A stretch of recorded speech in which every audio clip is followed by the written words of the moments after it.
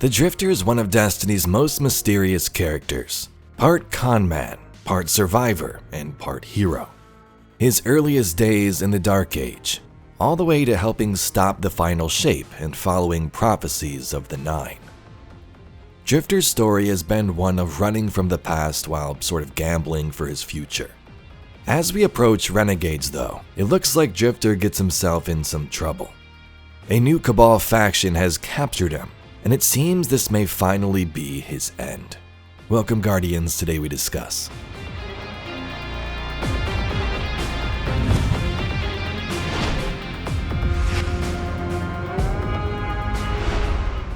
So the Drifter is a very important character.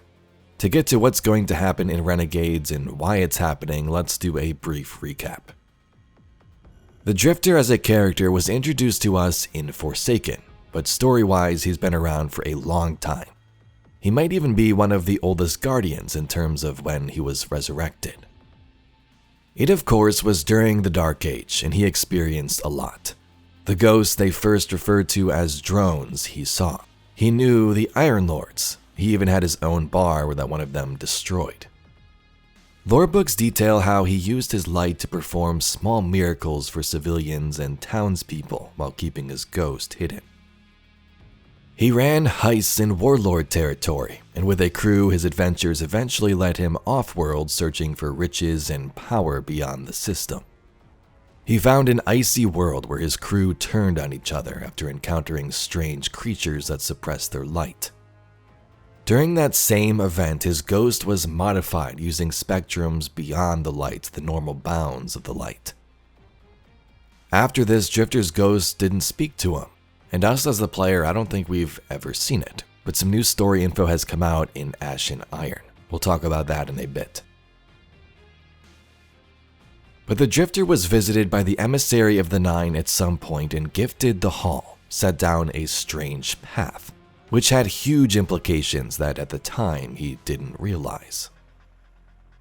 Using the technology and trinkets he'd found, he set up this game of gambit.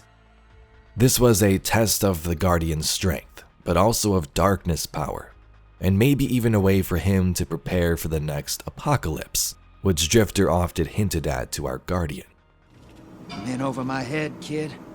Emissary and her friends showed me what's coming, and it's what I feared all along.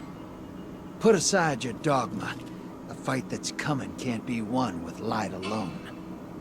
Gambit's your salvation and mine. See you on the field. Now the Drifter has always been sort of a solo freelancer. He worked with groups from time to time, like the ones he did the Warlord heist with. Like the Shadows of Yore, he was a part of them. But in the end, he only really trusted himself. That's why he's no longer in those groups. But over time, as the end became closer and closer, the apocalypse he spoke of, he had a change of heart in some ways. On one hand, you had the Nine leading him down a path to keep playing the game, experimenting with darkness and the Hall. He'd helped the city's leaders and Guardian in various battles, becoming closer and more trusting. Anything else I can do for you? You're already doing it. Keep playing the game.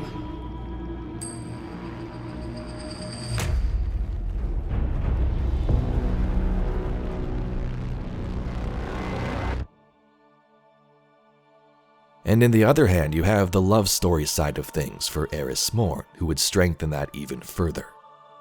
Instead of running like he'd done his whole life, he decided to stay for these reasons. He wanted to help in that final battle. Hey, I'll be there when you're on the other side of this.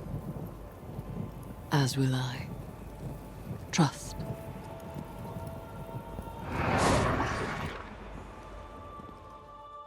After the final shape and battle against the Witness, Drifter was still haunted by the words the emissary told him and the coin that was placed in his hand.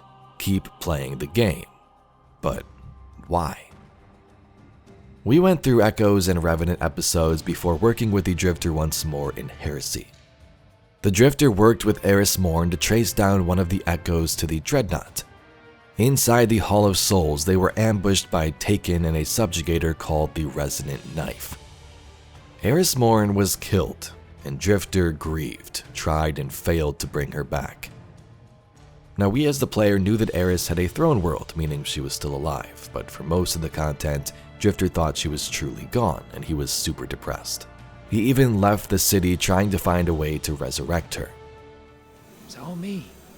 This is who I am. Always has been. So, don't come looking. I was already halfway gone. In the end, though, everything was okay because of that throne world, and the two met again. The Echo was destroyed. But through this experience of leaving the city, Drifter learned of an anomaly, Kepler. The Edge of Fate changed the Drifter physically and mentally. He arrived on Kepler to help us with this strange mission, and he was sort of an expert involving the Nine as he'd been tied up with them for so long, so let's bring him along with us. He spoke to Orin, the Guardian, and Ikora through various quests and missions, and he began to get strange feelings that the hall he was gifted years ago was here for a reason too. He felt like he was supposed to do something with it. Long as I fed it dark motes, it kept spitting out primevals, and that was good enough for me.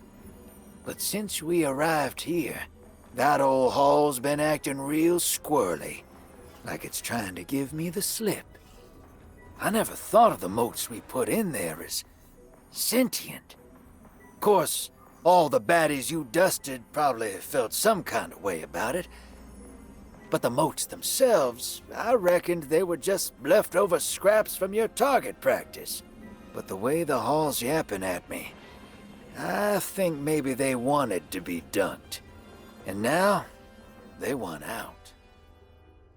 In the final cutscene, we see just that. Drifter used the hall to revive a dead member of the Nine. The power the Guardians had been generating in Gambit for all of these years was for this specific purpose. The Edge of Fate showed us a prophecy of sorts. The Guardian is destined to bind the Nine together. Ikora is here for a reason. And it's clear to us the Drifter's story wasn't over yet. Using the hall and getting close to 3 had effects on his appearance and health. It made him age rapidly. It's back. The hall is back, like it never left. Take a good hard look. 9 touched. They won't let me go. We eat our hearts out trying to help, but things always get worse. That's fate. Long life just means you get a good view of the carnage. We're not out of the game yet. Yeah. We're in it. As pawns. I'll go after him. We will figure this out. There are 4 new lore cards with Ashen Iron, a part of the As Without lorebook, that go more in depth on his recent struggles. Some of these are even told from the perspective of Drifter's ghost, the one that never speaks, the one we've never seen.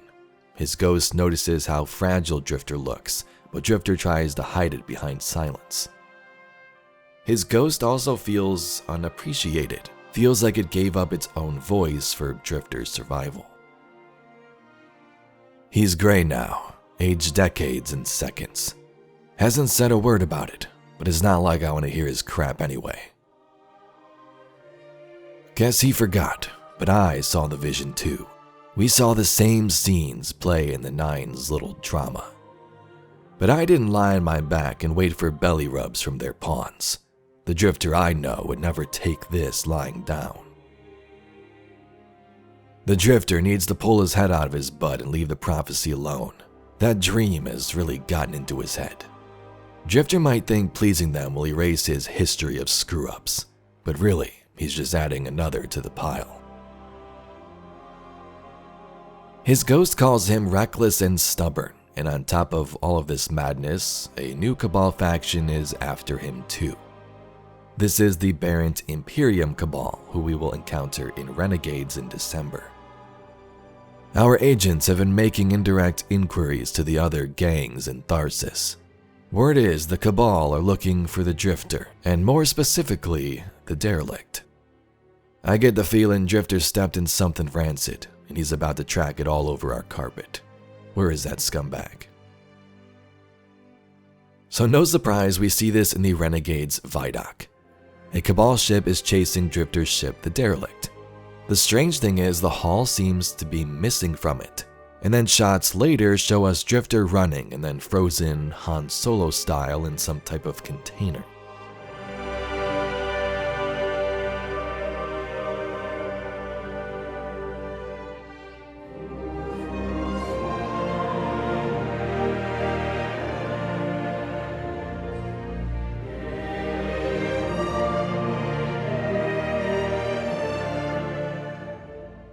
So this is where we are. The prophecy of the Nine has messed with the Drifter.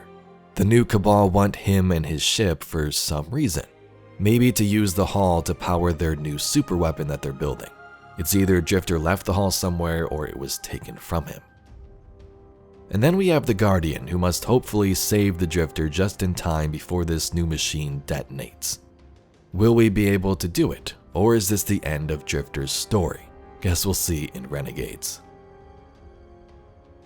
Anyway, Guardians, that's all we got for today's video. If you'd like to see some more Destiny news, lore, and mysteries just like it, please be sure to subscribe to the channel. I thank you very much for watching, and I'll catch you all in the next video.